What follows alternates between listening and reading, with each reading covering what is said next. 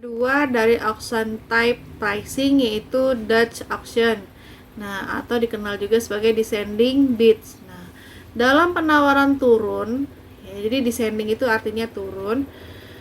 Penawaran turun terdapat satu penjual atau banyak pembeli, ya, atau satu pembeli dengan banyak penjual. Untuk jenis pertama, ya, yang satu penjual banyak pembeli, di sini si penjual itu dikenal sebagai juru lelang yang akan membuka harga tinggi dan kemudian akan terus turun sampai ada penawaran yang disepakati. Lalu untuk jenis yang kedua, satu pembeli dan banyak penjual, dimulai dari pembeli yang ingin membeli suatu barang tertentu, kemudian penjual akan memberikan harga. Penjual yang lain juga akan memberikan harga yang lebih murah. Jadi kalau yang kedua ini seperti kayak ada tender, ya, bentuk dari auction Dutch ini. Bentuk dari auction type pricing yang ketiga yaitu seal bid auction.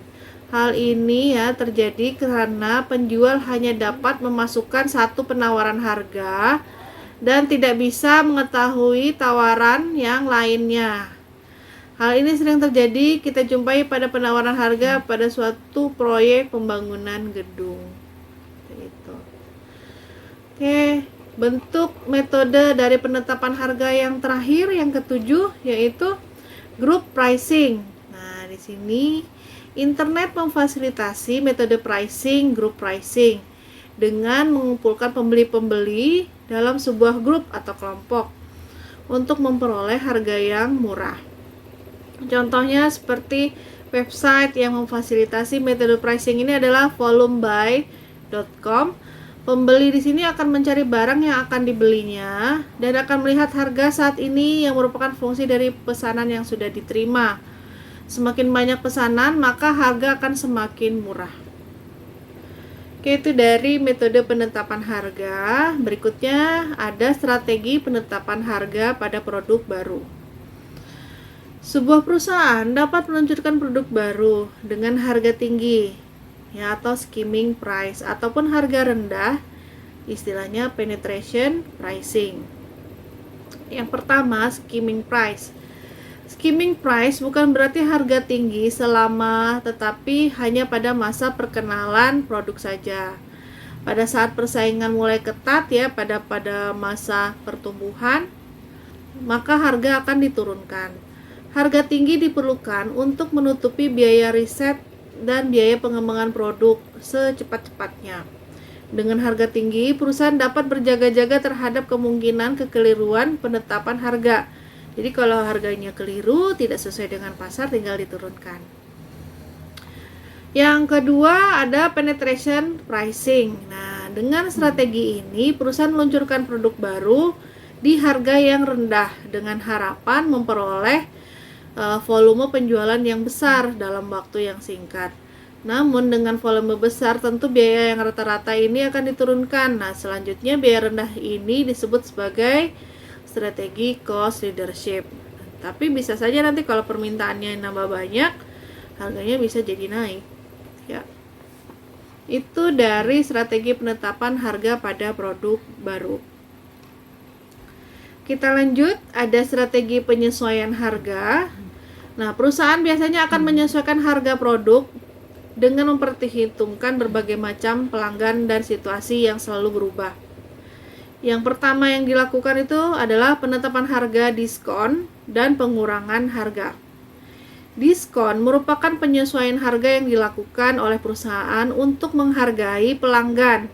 Karena setelah memberikan reaksi tertentu biasanya akan muncul berbagai macam diskon pada suatu produk. Beberapa jenisnya di sini ada diskon tunai, pengurangan harga bagi pembeli yang membayar tagihan tepat waktu, diskon pembelian, pengurangan harga bagi pembeli yang membeli dalam jumlah besar, jumlah banyak, diskon fungsional, pengurangan harga yang ditawarkan oleh penjual kepada anggota saluran distribusinya yang melakukan fungsi tertentu seperti dapat menyimpan dapat menjual secara bagus, terus menyimpan dan mencatat barang dan penjualan dengan baik. Yang terakhir, jenis diskon ada diskon musiman, pengurangan harga bagi pembeli yang membeli barang atau jasa di luar musim.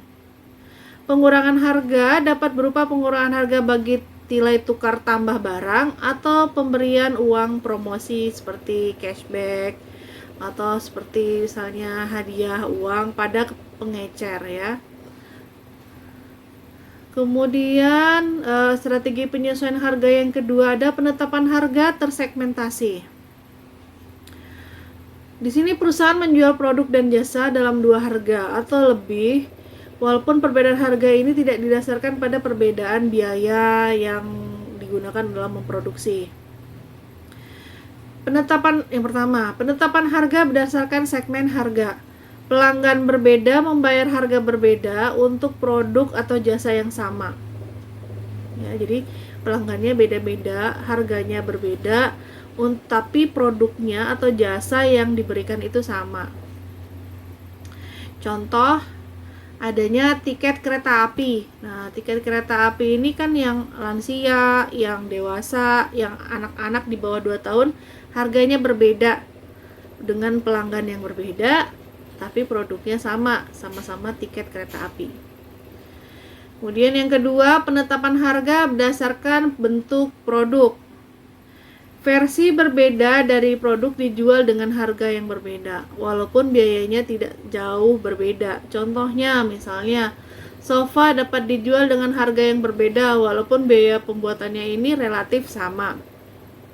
Ya, mungkin dari segi tampilan, desain itu memberikan efek harga yang berbeda juga, ya, daripada yang bentuknya standar.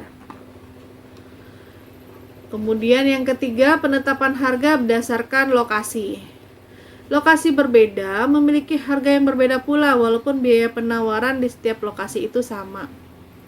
Ya, misalnya di sini contoh tiket konser, ya, lokasinya berbeda, harganya berbeda, walaupun yang ditawarkan itu nonton konser hal yang sama gitu ya. Lokasinya misalnya tiketnya yang di depan sama yang di tribun pasti berbeda. Atau misalnya penetapan harga berdasarkan lokasi. Harga produk di Pulau Jawa pasti berbeda dengan harga produk yang dijual di Indonesia Timur. Ya, kenapa? Tadi karena ada perbedaan lokasi. Nah, perbedaan lokasi ini menyebabkan perbedaan harga pula, karena untuk mengirimkan barang dari gudang yang ada di misalnya di Pulau Jawa itu akan mendapatkan biaya yang lebih ketika harus dikirimkan ke Indonesia Timur. Yang keempat, ada penetapan berdasarkan waktu. Harga berbeda menurut musim, bulan, hari, bahkan jam. Contoh misalnya ada hotel. Nah, hotel atau misalnya di sini tempat staycation. Nah, memberikan harga tinggi pada hari Sabtu dan Minggu. Kenapa? Misalnya karena pada hari Sabtu dan Minggu banyak peminatnya daripada hari biasa. Sama juga misalnya seperti apartemen yang digunakan, yang disewa per harian. Nah, harga di akhir minggu atau di hari libur pasti akan lebih tinggi daripada hari biasa. Itu penetapan harga tersegmentasi. Lanjut pada penetapan harga psikologis. Penetapan harga yang mempertimbangkan efek psikologisnya, efek psikologis harga, dan bukan hanya ekonomi. Harga digunakan untuk menyatakan sesuatu mengenai produk. Contoh, misalnya konsumen menganggap mobil dengan harga mahal memiliki mutu yang lebih baik daripada mobil yang berharga murah. Nah, padahal kan sebenarnya sama aja gitu ya. Penetapan harga psikologis dibagi menjadi dua. Yang pertama, penetapan harga untuk promosi. Untuk sementara waktu, perusahaan akan menetapkan harga di bawah harga terdaftar dan kadangkala di bawah biaya produksi untuk meningkatkan penjualan jangka pendek karena melakukan promosi. Penetapan harga promosi dapat berupa harga murah sebagai pemancing dari pasar swalayan atau harga murah yang berkaitan dengan peristiwa khusus, misalnya hari raya keagamaan.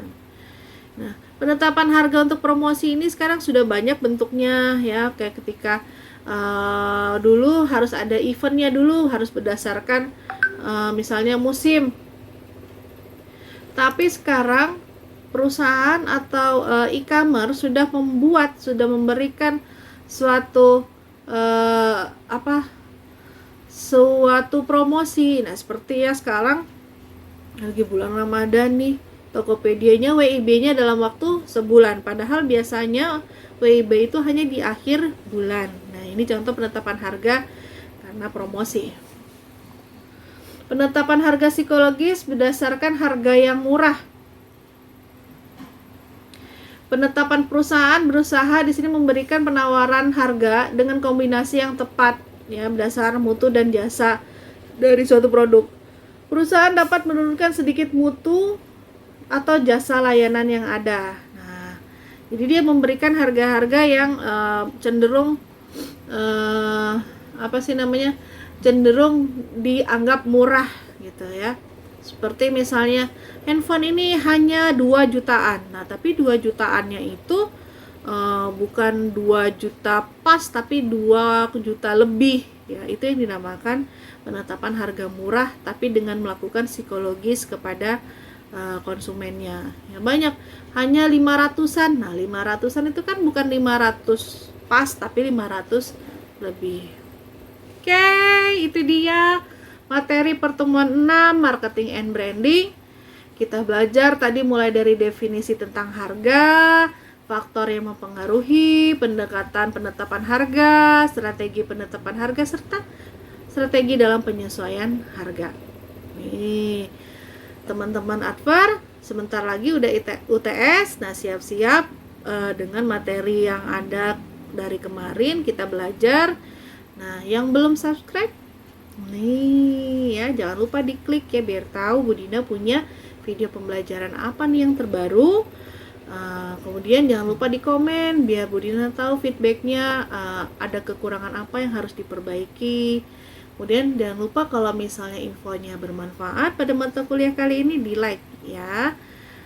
Oke, untuk diskusi dengan dosen dilakukan di kelas, membahas bagaimana caranya produk-produk itu melakukan penetapan harga ya, apalagi sekarang banyak produk-produk yang bermunculan ya secara musiman ya, misalnya lagi Ramadan banyak muncul, misalnya ada tajil, ada misalnya bukaan, ada hampers, nanti muncul tuh di akhir-akhir bulan Ramadan. Nah, bagaimana cara penetapan harganya? Apakah harganya dia melakukan harga secara psikologis, penetapan harga, atau misalnya dengan cara tersegmentasi, jadi ketika produknya yang ini harganya segini, ketika mau yang seperti ini harganya segini. Nah, silakan berdiskusi dengan dosen-dosennya di kelas tentang harga pada 4P di konsep pemasaran yang ada. Oke, itu saja dari saya, semoga bermanfaat semuanya. Ditunggu ya video pembelajaran berikutnya. Saya Dina Andriana pamit. Assalamualaikum warahmatullahi wabarakatuh.